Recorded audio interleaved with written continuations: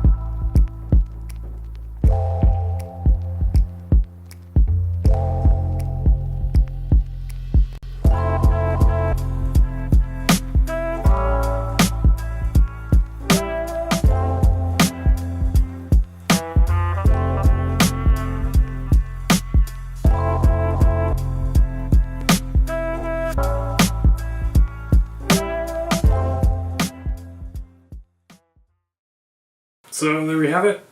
It's finished ground. I worked it all the way up to 120 grit. Yeah, I really like how you can see the differentiation between the mild steel and the carbon steel, even without etching it. So yeah, that's going to be it for this episode, and thanks again for watching.